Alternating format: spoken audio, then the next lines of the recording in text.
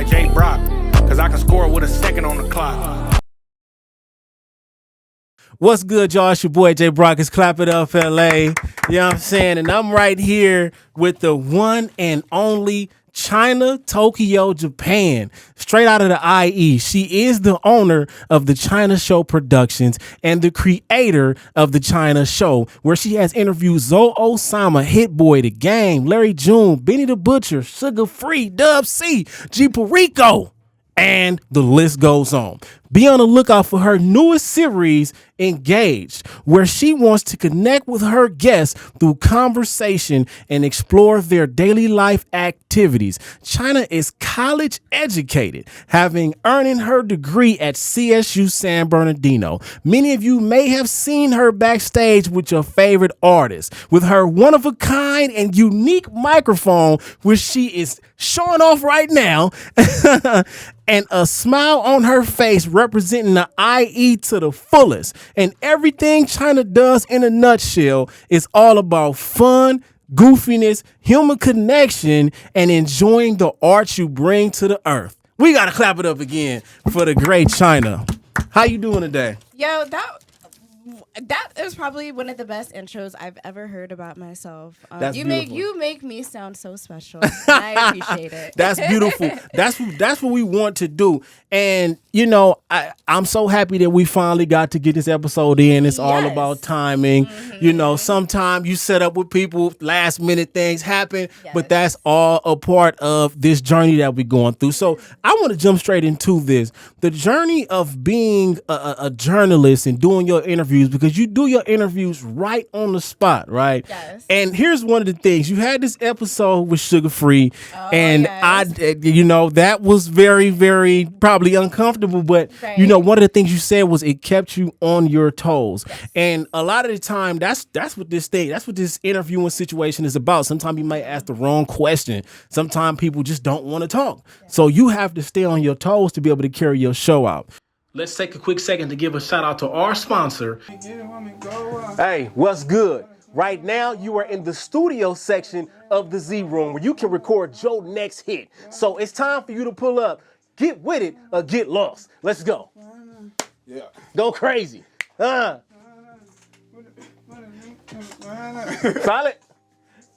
So when you do these in your face, straight up, just met you right now interviews, well, I mean, what are your nerves like before you go into it?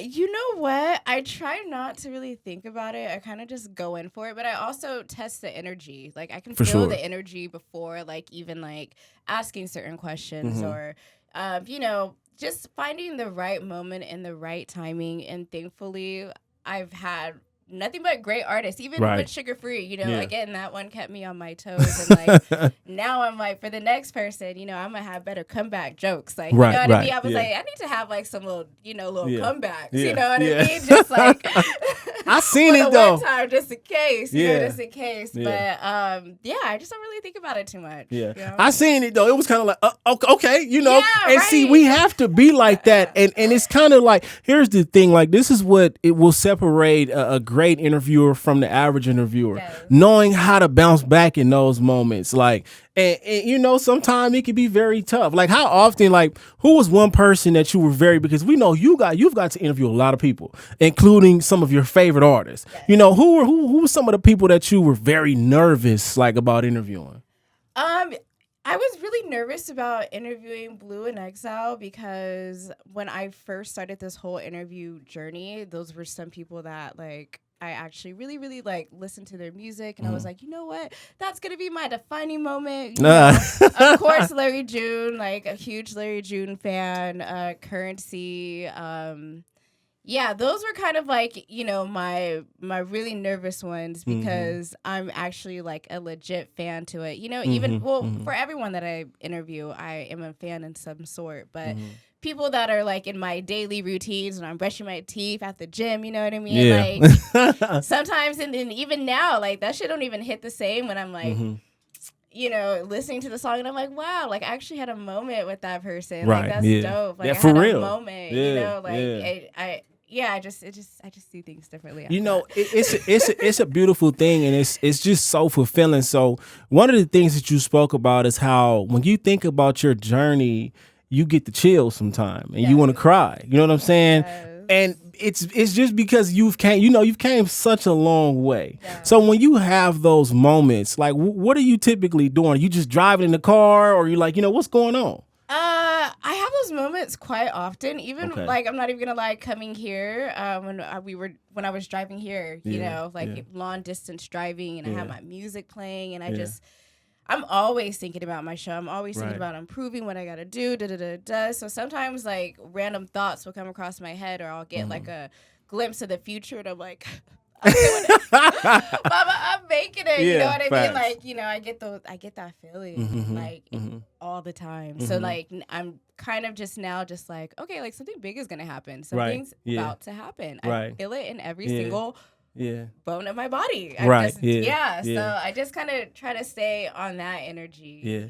That's the confirmation. You know what I'm saying? That confirmation is a beautiful feeling. It's like excitement, you know.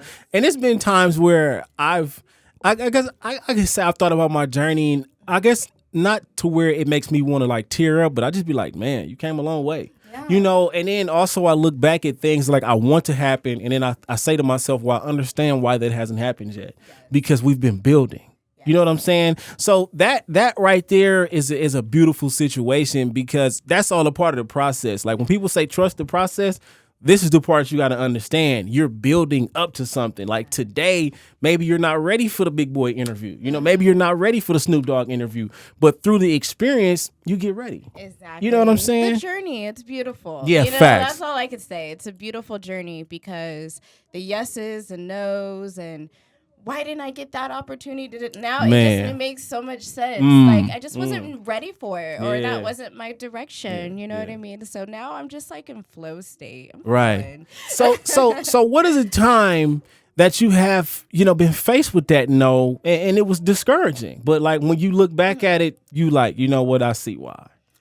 You know what? So when I was in college, I kind of wanted to go towards the news route, like, so I was like, maybe like a weather girl or ABC, or just, I was just kind of thinking in that kind of way. And then I had my mentor, and she was like the head of Spectrum at that time. Okay. So I knew that I was just going to do Spectrum News, like, and I was so set on like, that. I'm sold. That's it. Set, like my own career, I'm going to build myself up, and then maybe, like I had it all planned out. Unfortunately, she passed away. So rest in peace. Rest in peace. Yes. Rest in peace. So unfortunately, she passed away, and at that point, I was like, okay, so like, what am I gonna, like, I really thought like I was gonna take it this way, and then I jumped into music journalism, and then my whole path kind of switched that way, because I probably would be on the news right now and just doing, working for somebody else, you know what I mean, like doing something you didn't enjoy. Yeah, doing something else. So I'm happy that, or not happy, but that that situation happening and changing like my life course. At first I didn't understand, but I'm like, okay, like makes sense. God works in interesting ways. Yeah, no, that's a fact, and I trust me. Like they say, things don't happen to you; they happen for you. Exactly. You know what I'm saying? And it may not feel that way. Yes. It really may not feel that way, but at the same time, it's like, if, like my grandma used to say, if there's a will, there's a way. Yes. You feel me? Like, but here's another thing about the journey too. I feel like when you start to really get on a path to where God wants you to be, you will naturally be led to where you're supposed to go. Exactly. No matter that, like everybody has a path. Maybe you thought you was gonna be a race car driver. Yeah. You know what I'm saying? But at the same time, you may have jumped into that, created a relationship, and boom, now you're doing something totally different.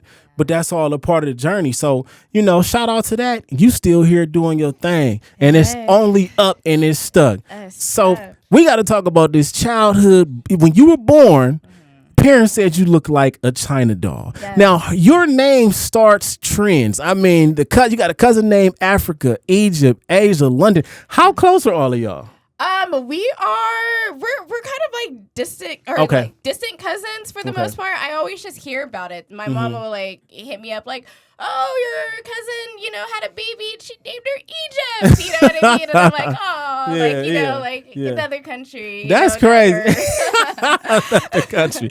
That's crazy, but that's dope and it's very unique. You know what I'm saying? And you want to, whenever you do have a daughter, you want to name her India. Why India? Just to keep the trend going, and I just always I always pride myself on being like just an indie person. Like, Okay, I'm got just indie, you. So I'm like, I'm gonna call her little indie. You know what I mean? Like, Little indie. Yeah. So I have this whole vision in my head for that. So. That's funny because I think about Indie RE. You know what I'm saying? Yeah. Shout out to her. She great artist, dope artist. Yes. How do you like Indie RE? Do you I listen do. to her? Okay, for sure. I do. I remember that song, I Am Not My Hair. I remember I was in middle school during that Yeah, time. yeah. Going through Yeah. all these weird hair stages. Yeah. I was really resonating with her. I was like, I am not my hair. Yeah, my mom used to bump that. My mom used to bump that Indie RE, man. She is the GOAT. You feel me? I'm not the average girl from your video. Yeah, right. Facts on me. Right? How did you? Okay, so how much has that impacted your movement? You know what I'm saying? Just being truly you, because I know at a certain point you struggle with being yourself. And this would ultimately led you to make self-help videos in 2016. Also editing your own videos. Yes. Now this is something I relate to. I have went through my life struggling with confidence, struggling, insecure, feeling like if I really did the things that I'm thinking about, nobody would ever support me. I've went through that throughout my life. You know what I'm saying? And one thing that I understood was the only way to grow confidence is to do the stuff you're scared to do. Exactly. You know what I'm saying? Like putting your face in front of the camera. The first day you may not be confident. By the 10th, it's up. I'm getting in front of this camera however. Exactly. You got to start somewhere. Facts. So struggling with being yourself, what were some of those struggles, besides getting in front of the camera? What were some of those struggles you grew up having? A lot of the struggles that I did grow up having, I would say,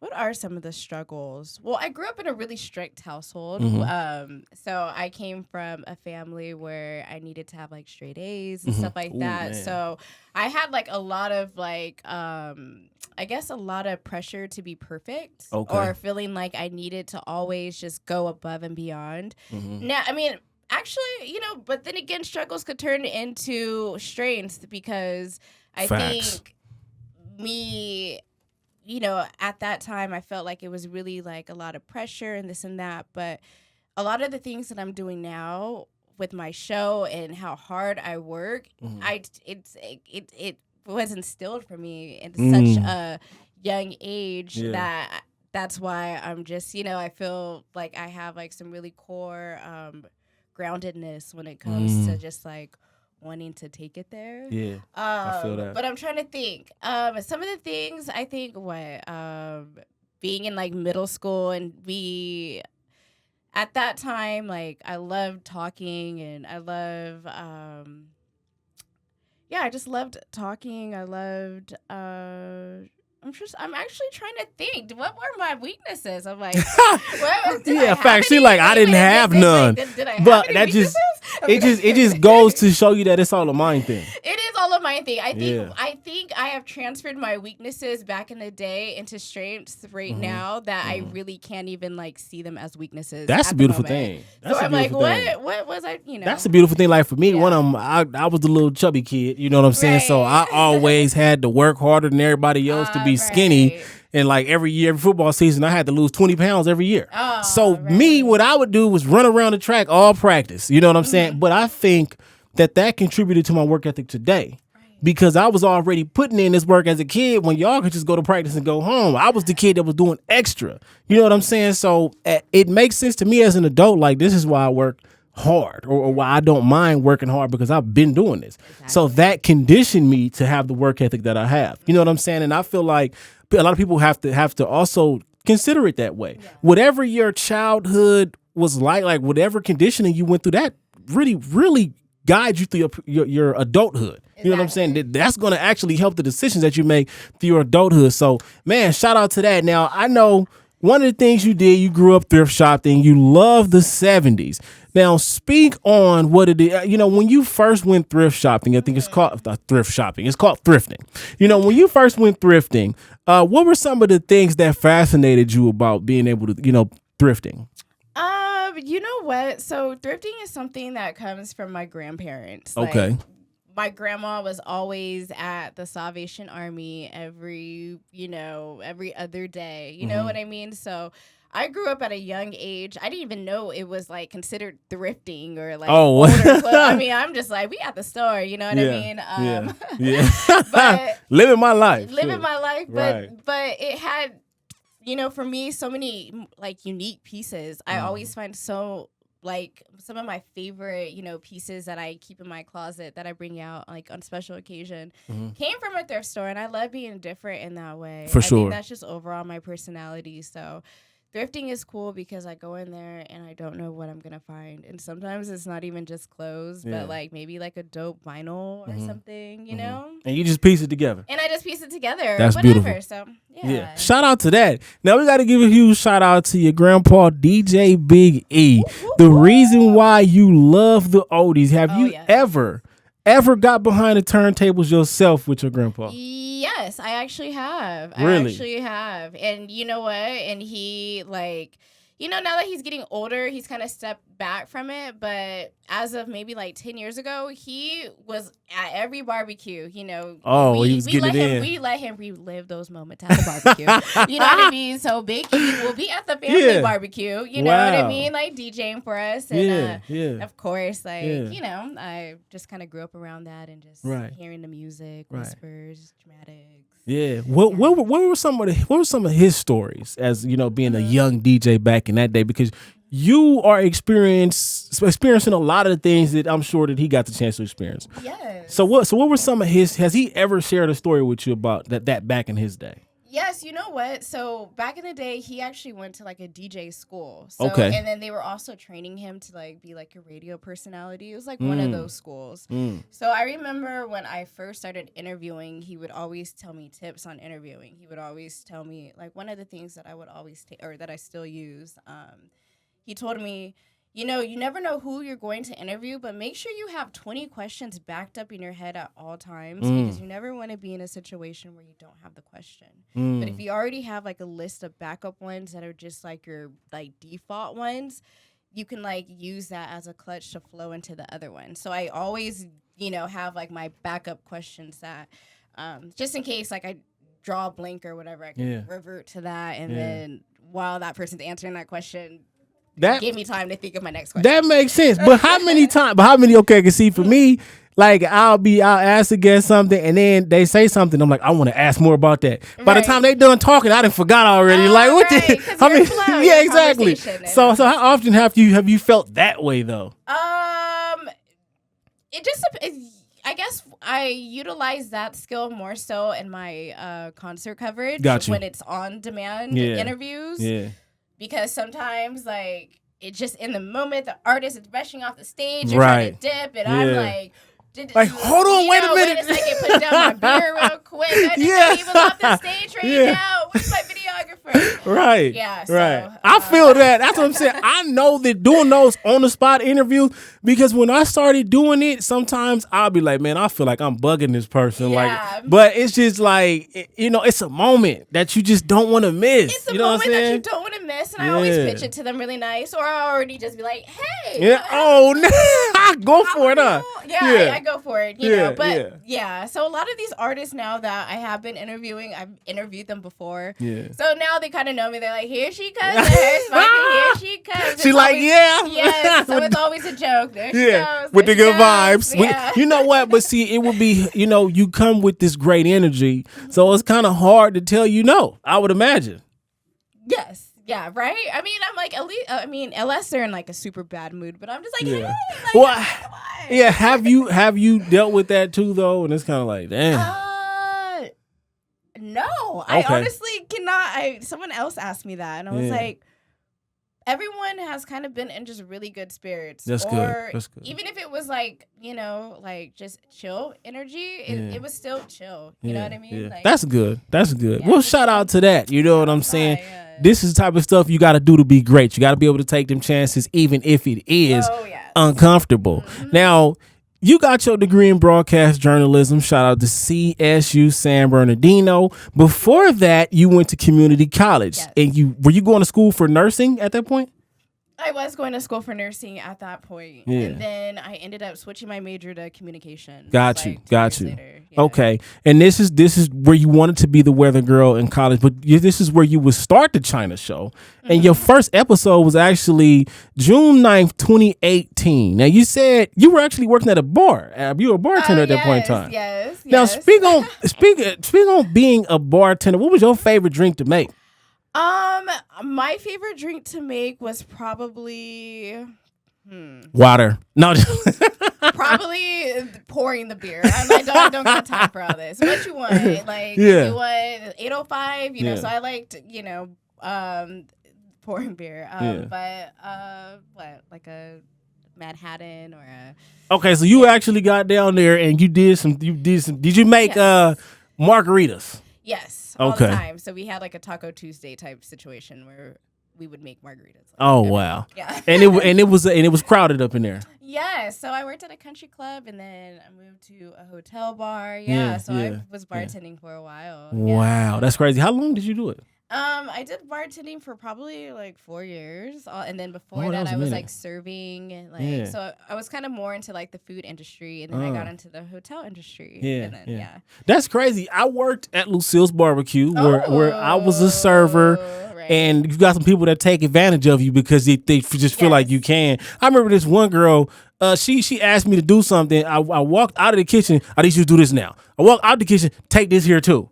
I'm like, girl, come on now. And they play off of the fact that everything is like, and it's like high energy, high rush. Facts. So people are just like, facts. It's terrible. So throughout this time, being a bartender, because when I first got my first job, I just felt like this ain't what I'm supposed to be doing with my life. So, and it wasn't a bad job. You know what I'm saying? I've had worse jobs, but I just felt in my soul that working for people wasn't for me. So when you are a bartender, were you feeling complete? Were you feeling like this ain't it? Yes, I was feeling, I've always known as a kid, how do I even explain this? I knew that I was destined for greatness. I just knew it. You know what I mean? So I guess every job that I was in, I knew where I was going. I was like, am I going to do talk show hosting? What am I going to do? I would just have I had a lot of people always in my life prophesizing over me. Okay. Just telling me did I say that right? Prophesizing? You know what? I don't know. Prophesizing. I don't know. Kind of just speaking light into your life. And I would always have people throughout my life like, I see you doing a show. I see you doing this. I see you doing that. So for every job that I had with bartending, at first I wasn't really comfortable in like my voice and stuff like that.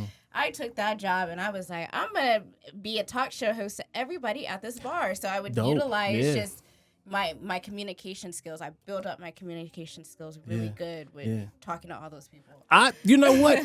That is true. Because before I had the serving job at Lucille's, I wasn't a talkative person. I would see people in the store and they would probably interact with me, but I wouldn't interact with them. So that actually helped me develop my people skills. I will say that. So shout out to that because you talking to different people, different personalities all throughout the day. You know what I'm saying? So shout out to that. That's dope. That's a very good lesson from that. So, and we got to give a huge shout out to Noah James. He is one of the guys out there in the IE.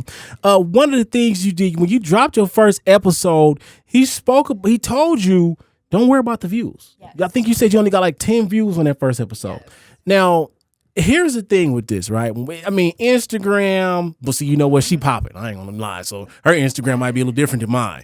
But Instagram, YouTube, the views, they come and go. Yeah. They fluctuate. So is that discouraging to you at all? Yes. At first it was, but honestly, I'm so happy you mentioned that whole Noah quote because I've been living by that. You know what I mean? Like now, like when I see the views, because we put so much as content creators, we put so much hard work into what we do, and like when the numbers are down, but a picture of me is getting more views than like this freaking interview that I spent hours working on. You know what I Right, mean? Like, I'm right. just like, come on. But I always just try to put the energy. It's meant for whoever is meant to see it. That's right. You know what I mean? And every day I'm growing. Mm-hmm. So That's a fact. It's only up and it's stuck. And like one of the things that Chuck Dizzle said is like, you know, instead of worrying about everybody, worry about the people who mess with you. right. Start You know what I'm building saying? that. Yeah, you know? facts. Start pouring into those people. Yeah, facts. That's the truth. But see, you know, we always want to look at the bigger picture. You know, Yeah. we always want to forget that. I want these thousands of people. You know what I'm saying? But at the end of the day, what matters at the end of the day is that you're working. Like I remember there was a story about this guy. I guess he was posting. He wasn't getting a lot of views. But they said it was like one person watching this stuff. And that one person was Oprah Winfrey. Wow. And she changed his life. You know what I'm saying? So also when you think about it like that, it's like just keep working. Whether you getting the views or not, one day you will. Just keep working. That's what ultimately matters. Honestly. Now you will go to this Common concert in 2016. What type of experience was that? A Common concert in 2016. Yes. Common. Yes. Oh, that was cool. Oh, yeah, that was really cool. What I'm trying to okay, yeah. So I randomly, my parents are really into Common, and I'm like, Shout out to Common Common. too. I really Yeah. like Common. He's a GOAT. too. Shout out to I think Stone Throw Records was doing like some type of concert series during that time. So that was like my first like hip hop concert or I guess like a bigger hip hop name because I've always grown up with like underground hip hop. So my stepdad would always take me there or reggae concerts. So I was like, oh, okay, like we had a hip hop concert. Yeah. So that was really cool. And Yeah. my parents were there and I had a couple friends that came. It was at the park. So that was cool. Yeah, shout out to Common, man. Shout out to Common. Common. The one song I love by him is that goodness, I can't think of the song. But it's a song where come close to me, baby. That song is dope. Right. Without you. In the video, Yeah. I believe the woman he has in the video, I guess she's deaf. Oh. I think. Because I feel like he was having to use his hands Right. the way he was singing the song. But shout out to Like, that. I was just like dancing. Yeah, I'm facts. kidding. Yeah, man, shout out to that. Now, one of the things that you did before, you were a ring girl in 2016. yes. Speak on that experience. Oh, that was so much fun. Yeah. Wow, you're bringing me back. Yeah, that was really fun. Yeah, I forgot I did that. Yes, that was fun. Being a ring girl. Now, that was an actual fight. Yeah, so that I would ring girl for USKO. So Okay. it was like a ring that we had out in the IE. So Okay. like we were doing a lot of shows during that time. Yeah. And at that time I was working at a country club. So one of the ladies, shout out to my girl Erin, Shout out. from the country club, hit me up and was like, "Oh my God, you would be perfect for this." Wow. So she was like, "Yeah, like it was my job. Like Yeah. I would get paid to do it." Constantly dressing up in the Yeah. cute little sparkly outfits, and then after the fights, Yeah. all the guys would want like the autograph. It was cool. It was, Yeah. That's crazy, I man. enjoyed it. I could imagine what that felt like.